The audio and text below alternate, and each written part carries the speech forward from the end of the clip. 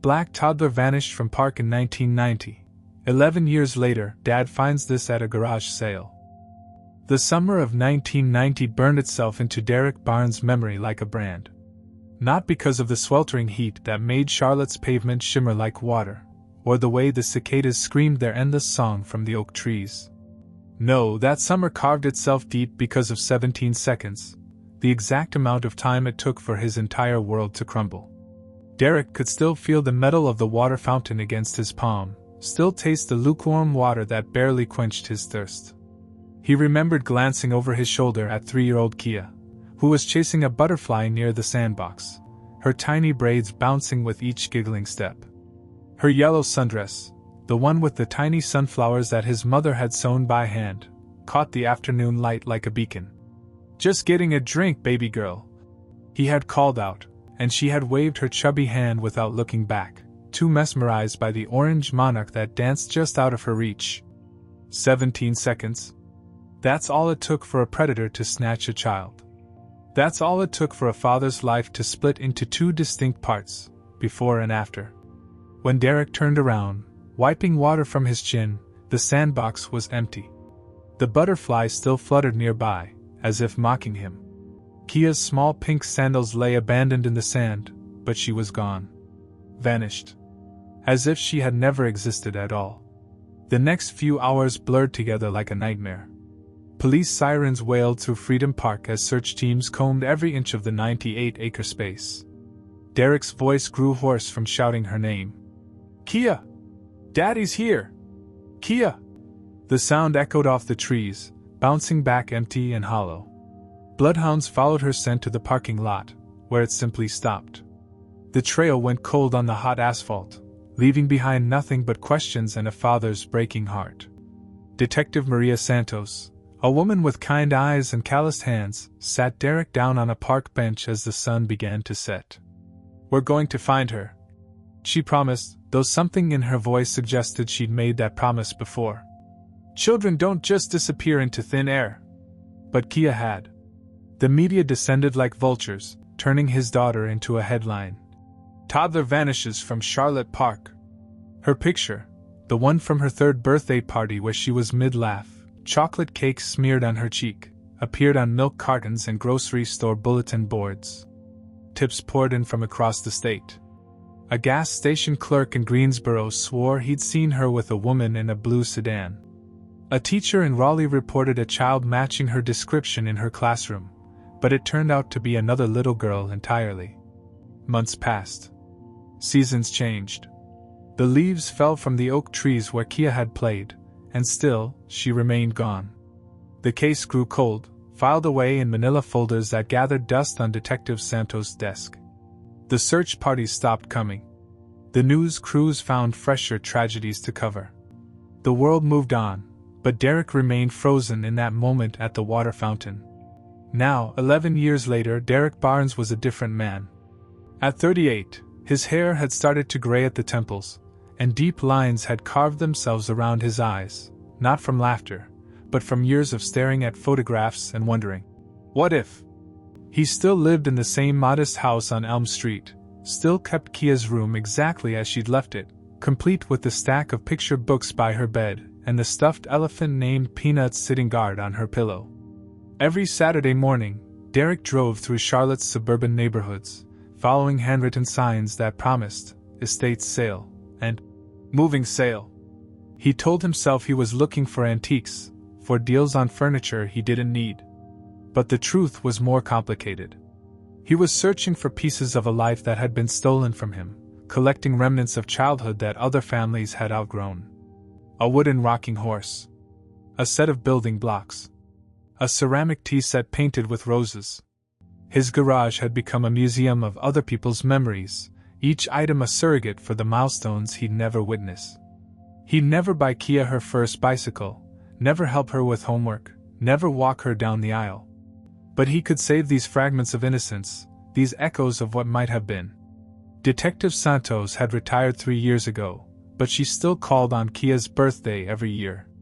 "I haven't forgotten," she would say, and Derek believed her. But he also understood that the trail had grown impossibly cold. His daughter was gone, and the man who took her had vanished into the shadows of society, leaving behind only questions and a father's unending grief. The wound had never closed. It had simply learned to bleed quietly, a constant ache that had become as familiar as breathing. Derek had learned to live with it, the way amputees learn to live with phantom limbs. The pain was always there, sharp and insistent, reminding him of what he'd lost. But sometimes, on Saturday mornings when the sun hit the pavement just right and the cicadas sang their summer song, Derek would catch himself listening for the sound of a little girl's laughter. He would turn his head, expecting to see yellow braids bouncing in the distance, only to find empty spaces where his daughter should have been. Hope, he had learned, was both a gift and a curse. It kept him searching through other people's discarded treasures, but it also kept the wound fresh, preventing the scar tissue from forming. And so he continued his Saturday ritual, driving from sale to sale, looking for something he couldn't name but would recognize the moment he found it. He had no idea that this particular Saturday would be different. He had no idea that a small wooden music box would finally give him the answer he'd been searching for. The garage sale on Maple Lane looked like all the others, folding tables covered with white sheets, displaying the remnants of someone else's life. Derek parked his aging Honda behind a minivan and walked slowly toward the collection of forgotten treasures.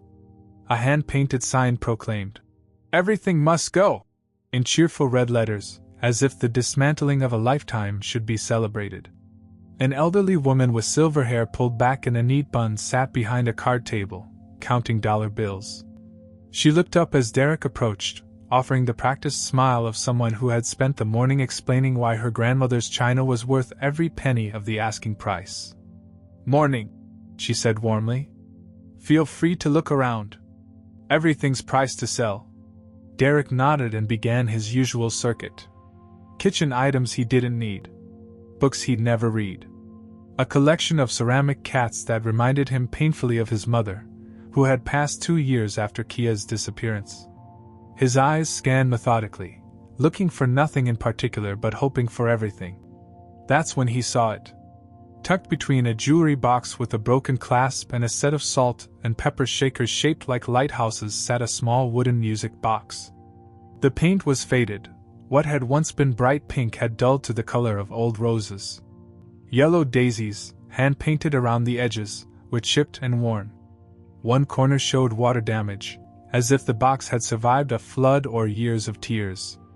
Derek's breath caught in his throat. His hands trembled as he reached for the box, lifting it with the reverence reserved for holy relics. The wood felt familiar beneath his fingers, worn smooth by countless small hands. His vision blurred as memories crashed over him like a tidal wave. Kia's 3rd birthday. The music store on Trade Street where he'd spent an entire paycheck on this single gift. The way her eyes had lit up when she opened the wrapping paper. How she'd insisted on carrying it everywhere. To the grocery store, to daycare, even to bed until he'd convinced her that music boxes needed to sleep too. With shaking fingers, Derek wound the small key on the bottom. The mechanism was stiff, protesting after years of silence, but it finally gave way. The melody that emerged was hauntingly familiar, thin and tinny, but unmistakably the tune he had sung to Kia every night before bed. "You are my sunshine, my only sunshine." The world around him faded.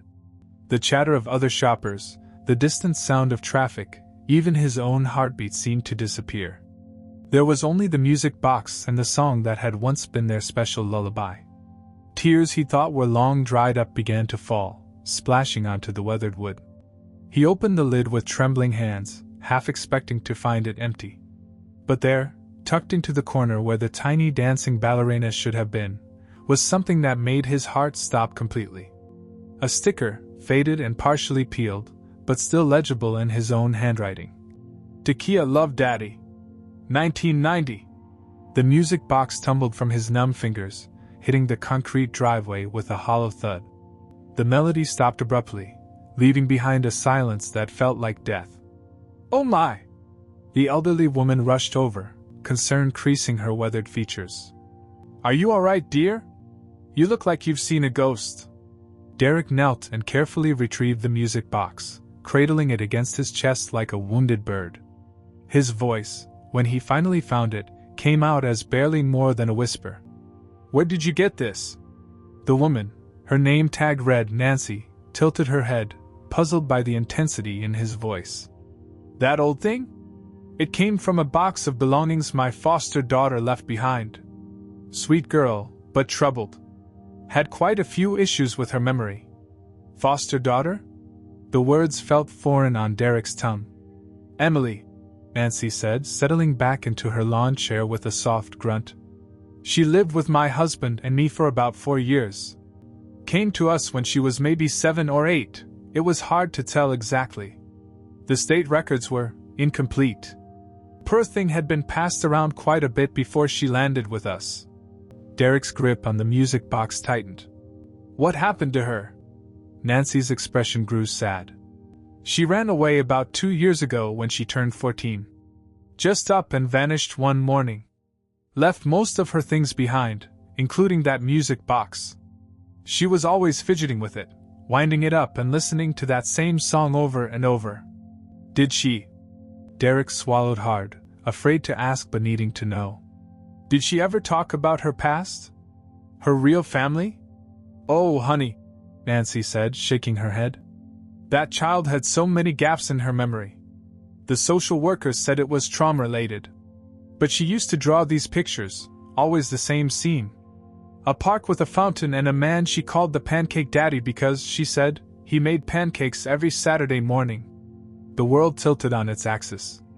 Derek had made pancakes every Saturday morning for Kia. It had been their tradition, their special time together before the rest of the world woke up. "She'd get so upset sometimes," Nancy continued, oblivious to the earthquake happening in Derek's chest. "Wake up crying, asking for her daddy who sang the Sunshine Song. We thought it was just childhood fantasies, you know? The mind's way of coping with abandonment.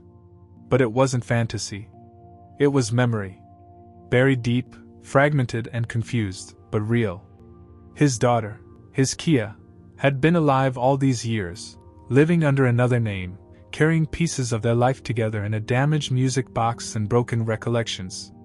"This Emily," Derek said, his voice steady despite the chaos in his heart. "Do you know where she went?" Nancy's face crumpled with worry. "Last I heard, she was somewhere in Asheville. There's an art center there, the Blue Ridge Creative Studio. She'd always been artistic, that one. Drew constantly. When she ran away, she left a note saying she was going to find herself through her art." Nancy paused, dabbing at her eyes with a tissue. "I should have done more to find her, but Harold, my husband, he said maybe she needed space to figure things out on her own." Derek clutched the music box tighter. "Can you tell me more about her? What she looked like, how she acted?" "Oh, she was a beautiful child," Nancy said, her voice taking on the fond tone of someone remembering a loved one. "Skin like warm honey, these big expressive eyes that seemed to hold too much sadness for someone so young.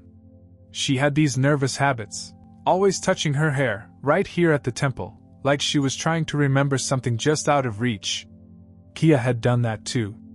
Even as a toddler, when she was tired or confused, she would stroke that same spot on her head, a self-soothing gesture that Derek had found endearing. She was obsessed with the number 17, Nancy continued. Would count to 17 and then start over. Drew groups of 17 flowers, 17 birds, 17 everything. When we asked her why, she'd get this distant look and say it was important, but she couldn't remember why. 17 seconds. The amount of time Derek had spent at the water fountain. The detail he'd shared with the police, the media, anyone who would listen. A detail that would have been burned into a traumatized child's memory. The strangest thing, Nancy went on, settling deeper into her chair, was how she reacted to certain foods. Loved pancakes but would cry if you put syrup on them. Said they had to be plain like Daddy made them. And she refused to eat anything yellow, bananas, corn, even scrambled eggs. It was like the color triggered something painful. Derek's heart hammered against his ribs. He had always made Kia's pancakes plain, saving the syrup for his own stack. And that yellow sundress, the one she'd been wearing when she vanished, it had been her favorite until that day. What about her foster care history? Derek asked, though he dreaded the answer. Before she came to you? Nancy's expression darkened. That's where it gets complicated. The caseworker who brought Emily to us was new, overwhelmed. She mentioned that Emily had been in the system for several years, passed between different families. Some of them. Nancy shook her head. Let's just say not everyone who takes in foster children has pure intentions. What do you mean? There were gaps in her paperwork. Inconsistencies. Emily came to us with a different last name than what was on some of her older records. When I asked about it, the caseworker got defensive, said there had been some administrative errors, that foster care records from the early 90s weren't always reliable. A chill ran down Derek's spine. What was her original name? The one on the older records? Nancy frowned, thinking. Something with a K, I think. Kendra? Karen? I'm sorry, it's been so long, and I only saw those papers once before they were corrected. Kia. It had been Kia. Nancy, Derek said carefully, I need to ask you something, and I need you to think very carefully before you answer. Did Emily ever mention anything about a park? About being taken from somewhere? The elderly woman's face went pale. How did you? Yes, actually. She had nightmares sometimes. Would wake up screaming about a butterfly and a fountain. Always the same dream, she'd be chasing something beautiful, and then suddenly she'd be in a car with a stranger, and everything would go dark. Derek's legs gave out, and he sank onto a nearby folding chair. The music box trembled in his hands as the full horror of what had happened began to crystallize. His daughter hadn't just been kidnapped, she'd been fed into a corrupt system, her identity systematically erased, her past rewritten by people who trafficked in stolen children. There's something else, Nancy said quietly, noticing his distress. Emily always insisted she had a different birthday than what was on her official papers. The record said she was born in March, but she swore she was born in summer. Said she remembered a birthday party with a chocolate cake and sunflowers. Kia's birthday was July 15th. The party had been in their backyard, decorated with sunflowers because they were her favorite. The chocolate cake had been shaped like a butterfly. I have to find her, Derek whispered, more to himself than to Nancy. I have to find Emily. Nancy leaned forward, her voice gentle but urgent. Son, I don't know what your connection is to that child, but I can see it's powerful. Before you go running off to Asheville, there's something you should know. Emily was damaged. Years of being shuffled around, of having her reality constantly questioned, it did something to her mind. She doesn't trust easily, and she has episodes where she can't tell what's real and what's memory. I don't care, Derek said, standing up with renewed purpose. She's been lost long enough. Nancy studied his face for a long moment, then nodded slowly. The Arts Center closes at 6 on weekdays, but they have an open studio on Saturday evenings. If Emily's still there, that's when you're most likely to find her. She paused, then added, Tell her Nancy says hello? And tell her that Harold and I never stopped hoping she'd come home. As Derek walked back to his car, the music box secure in his arms, he felt something he hadn't experienced in 11 years, certainty. Not hope, which was fragile and often false, but rock-solid certainty. His daughter was alive. She was 17 years old, carrying the fragments of their life together in her broken memories, and she was less than 2 hours away. The drive to Asheville couldn't begin soon enough. The Blue Ridge Creative Studio sat in a converted warehouse in Asheville's River Arts District, its brick walls covered in vibrant murals that seemed to pulse with life. Derek parked across the street and sat in his car for several minutes, gripping the steering wheel so tightly his knuckles had gone white. The music box rested on the passenger seat beside him, silent but somehow still humming with the ghost of its melody. It was Saturday evening, and warm light spilled from the studio's large windows. Through the glass, he could see people moving around inside, artists bent over easels, others clustered around pottery wheels. His daughter could be in there. After 11 years of searching through other people's memories at garage sales, he might finally be face to face with his own. The receptionist, a young woman with paint-stained fingers and kind eyes, looked up as Derek entered. The smell of turpentine and clay hung in the air, mixed with the earthy scent of creativity in progress. "Hi there," she said brightly. "Are you here for the open studio session?" "Actually, I'm looking for someone," Derek said, his voice carefully controlled. "A girl named Emily. She would be about 14, maybe 15 now. African American, artistic." The receptionist's expression shifted slightly. "Emily Richardson? We haven't seen her in, it's been about 6 months now. She used to come to our teen program pretty regularly. Is she a friend of yours?" "Something like that," Derek said. "I'm trying to track her down. Her foster mother said she might be here." "Nancy Rayburn?" The receptionist's face lit up. "Oh, Nancy's wonderful. She used to drive Emily here twice a week. Such a sweet girl, but so haunted. You could see it in her artwork." "Her artwork? Come on, I'll show you." The receptionist stood up and led Derek through the studio space. "We keep a community gallery of work by our regular students. Emily's pieces were, they were unlike anything we'd ever seen from someone her age." They stopped in front of a wall lined with framed paintings and drawings. The receptionist pointed to a section in the corner where several pieces were grouped together. "These are Emily's. She always signed them with just her first name and the number 17. Derek's breath caught. The paintings were hauntingly beautiful but deeply disturbing. Dark, swirling landscapes populated by shadowy figures. Children's faces emerging from storm clouds. And in the center of the collection, a painting that made his heart stop completely. It showed a small girl in a yellow dress, her hand reaching toward a bright orange butterfly. Behind her stood a tall man at a water fountain, his face turned away. The girl's expression was one of pure joy, captured in the moment before everything changed.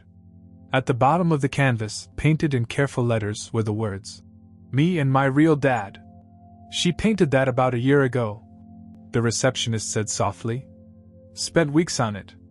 Kept saying it was from a dream, but it felt too real to be just a dream, you know. When she finished it, she cried for hours." Derek couldn't speak. He reached out and touched the frame with trembling fingers. This was how Kia remembered him, not as the father who had failed to protect her, but as the man who had loved her enough to take her to the park, to let her chase butterflies, to be present in her joy. "There's something else," the receptionist continued. "Emily always carried this old music box with her. She said it was the only thing that helped her remember who she really was. When the nightmares got bad, she'd wind it up and listen to the melody. Do you know where she went? When she stopped coming here?" The receptionist shook her head. "She just stopped showing up. Some of the other kids said they'd seen her around downtown, living rough. There's a shelter on Patton Avenue that takes in runaway teens, Hearts and Hands Ministry. They might have information." Derek memorized the address and thanked her. As he turned to leave, she called after him. "Hey, mister? I don't know what your connection is to Emily, but she's a good kid. Damaged, but good. She used to talk about finding her real family someday. Said she'd know them when she saw them because they'd recognize the song her daddy used to sing." 20 minutes later, Derek stood in front of Hearts and Hands Ministry, a modest building tucked between a coffee shop and a used bookstore. The sign by the door read, "Safe harbor for those who need it most." His palms were sweating as he rang the bell. A middle-aged woman with graying hair and compassionate eyes answered the door. "Can I help you?" "I'm looking for a girl named Emily," Derek said. "She's about 14, might have been staying here recently." The woman's expression became guarded. "Are you family?" "I think so," Derek said honestly. "I think she might be my daughter." Something in his voice must have convinced her, because she stepped aside to let him in. "I'm Sarah Collins, the director here. Emily stayed with us for about 3 weeks last winter. Sweet girl, but troubled. She had these episodes where she'd get confused about where she was, who she was with." "Is she still here?" Sarah shook her head. "She left in February. But here's the thing, she didn't just disappear like most runaways do. A couple came forward, said they'd been looking for her. They had some kind of documentation, seemed legitimate. Emily went with them willingly. What couple? The Hendersons. They said they were Emily's biological relatives, that they'd been searching for her for years. They seemed nice enough, and Emily, well, she lit up when she met them. Said they felt familiar, like family should. Derek felt a chill run down his spine. Do you have contact information for them? Sarah hesitated. I'm not supposed to give out personal information, but... She looked at Derek's face, saw the desperation there. They live in a small town called Cedar Ridge, about an hour south of here. The Hendersons on Willow Creek Road. But mister, I have to warn you, Emily's been through a lot. Whatever you're hoping to find, she might not be the same person you remember. She's my daughter, Derek said simply. I've been looking for her for 11 years. I'll take her however I can find her. As he walked back to his car, Derek felt the weight of the music box in his jacket pocket. Tomorrow, he would drive to Cedar Ridge. Tomorrow, he would finally bring Kia home. Cedar Ridge was the kind of small mountain town that time seemed to have forgotten. Main Street consisted of a post office, a diner, and a hardware store that looked like it hadn't changed since the 1950s. Willow Creek Road wound up into the hills, past modest homes with wide front porches and carefully tended gardens. The Henderson house sat at the end of a gravel driveway, a 2-story farmhouse painted pale yellow with white trim. Smoke curled from the chimney, and children's laughter drifted from the backyard. Derek sat in his parked car for several minutes, his heart hammering so hard he could hear it in his ears. A woman emerged from the house, tall, with graying brown hair pulled back in a ponytail. She was hanging laundry on a line, her movements efficient and practiced. When she noticed Derek's car, she stopped and shaded her eyes with her hand, watching him with curious concern. Derek took a deep breath, grabbed the music box, and got out of the car. Can I help you? The woman called out as he approached. Her voice was warm but cautious. I'm looking for Emily, Derek said. Emily Richardson. I was told she might be staying with the Hendersons. The woman's expression shifted, becoming protective. I'm Janet Henderson. Emily's with us, yes. But she's been through enough upheaval. I'm not sure. Please, Derek interrupted, pulling out his wallet. He showed her the worn photograph of 3-year-old Kia, the same one that had appeared on milk cartons years ago. I think Emily might be my daughter. She was taken from a park in Charlotte 11 years ago. Her name was Kia Barnes. Janet Henderson went very still. She studied the photograph, then looked at Derek's face, searching for something. After a long moment, she nodded slowly. You have her eyes, she said quietly.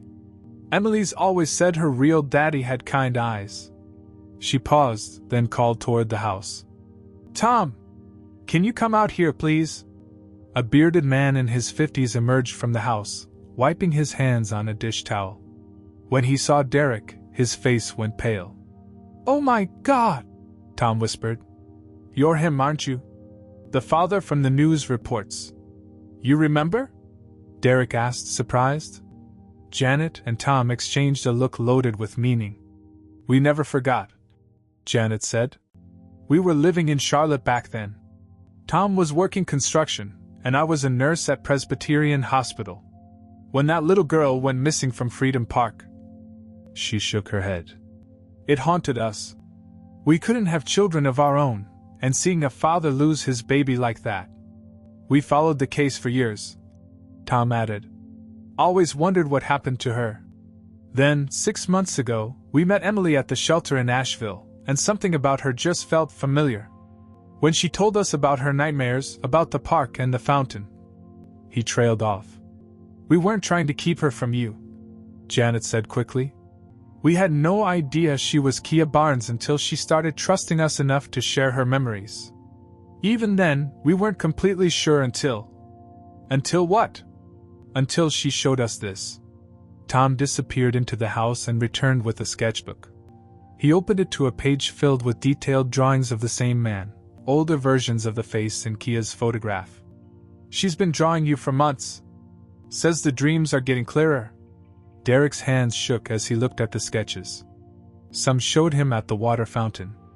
Others depicted him making pancakes, reading bedtime stories, pushing a swing. They were the memories of a 3-year-old, filtered through trauma and time, but unmistakably real. "Where is she?" he asked, his voice barely above a whisper. "In the backyard," Janet said. "She's been agitated all morning. Kept saying something important was going to happen today." She hesitated.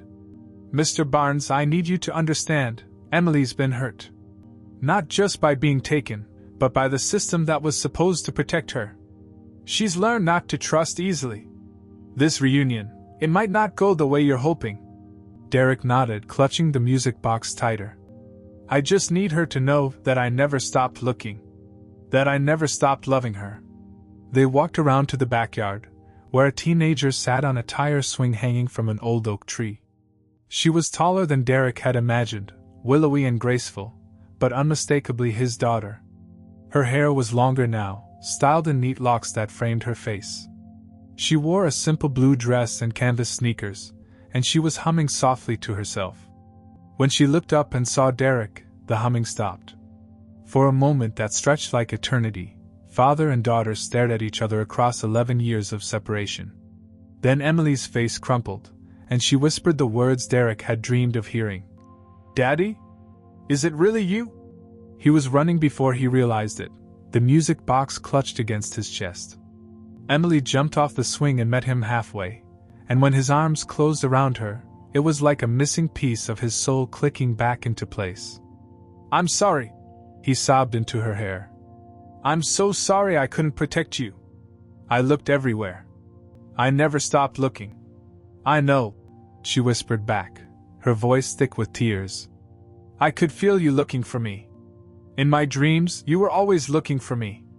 Derek pulled back just enough to see her face, older, marked by experiences he couldn't begin to imagine, but still unmistakably his little girl.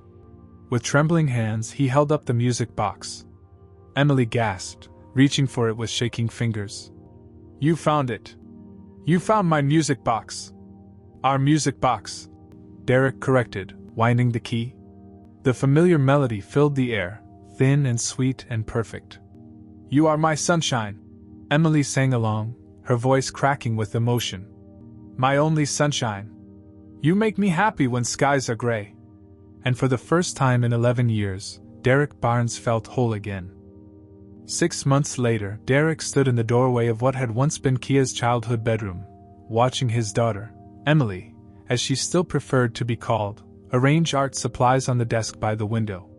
Sunlight streamed through the glass, catching the dust motes that danced in the air like tiny spirits celebrating her return.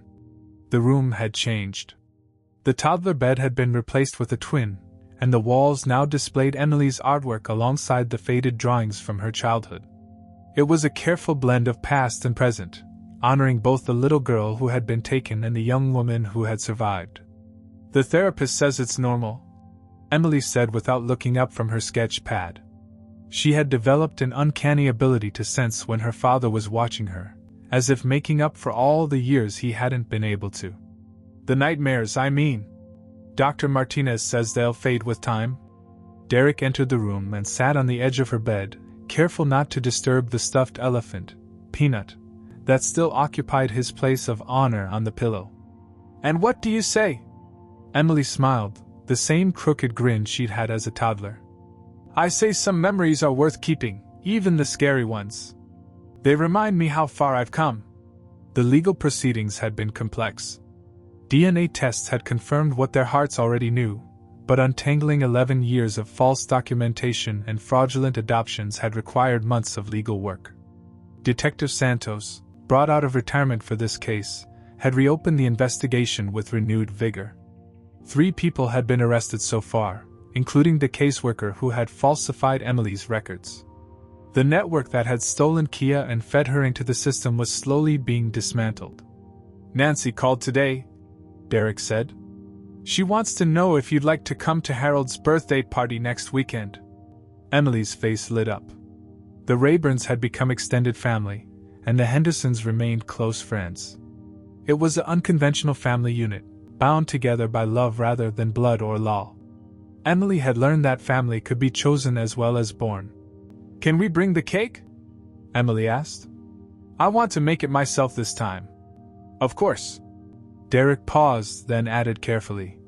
Tom mentioned that Janet's sister is coming to visit. She has a daughter about your age. Emily nodded, understanding the subtext. Making friends her own age was still difficult. 11 years of trauma didn't disappear overnight, and Emily's experiences had left her both older and younger than her chronological age. But she was trying, taking it one day at a time. I've been thinking about the memorial garden, Emily said, setting down her pencil. For the park where I was taken. Derek had been working with the city council on the project for months. Freedom Park would soon have a dedicated space for missing children, a place of hope and remembrance. What about it? I want to help design it. Maybe create a mural or something. Show that even when people disappear, they're not forgotten. That sometimes they find their way home. The music box sat on Emily's nightstand, restored to its original pink color with fresh yellow daisies painted around the edges. Every night before bed, she would wind it and listen to the melody. But now, instead of clinging to it as a lifeline to a forgotten past, she used it to bridge the gap between who she had been and who she was becoming. Daddy, Emily said, using the title that still made Derek's heart skip a beat. Can you tell me again about the pancakes? It had become their ritual, Derek sharing memories of their life before, helping Emily rebuild the foundation of her identity. He told her about Saturday morning breakfasts, about the butterfly bush they had planted in the backyard, about the way she used to insist on wearing her yellow dress every day until it was too small. You always wanted them plain, Derek said, settling into the familiar story. No syrup, no butter. Just pancakes, perfectly round, still warm from the griddle. And we'd sit on the porch swing. Emily continued, her eyes closed as she reached for the memory. You tell me stories about the clouds, what shapes you could see in them. That's right. And you'd always find butterflies. Emily opened her eyes and smiled. I still do. As night fell over Charlotte, Derek kissed his daughter goodnight and made his way to the kitchen. Tomorrow was Saturday, and he would make pancakes, plain, perfectly round, still warm from the griddle. Emily would help, standing on the same step stool she'd used as a toddler, now too tall for it but using it anyway because some traditions were worth preserving. The music box played its gentle lullaby from upstairs, the notes drifting down through the house like a blessing. It was the sound of healing, of love restored, of a family made whole again.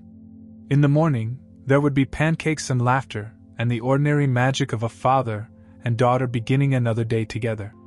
But tonight, there was music in the silence, and it was enough. The butterfly that had once led a little girl away from safety had finally brought her home.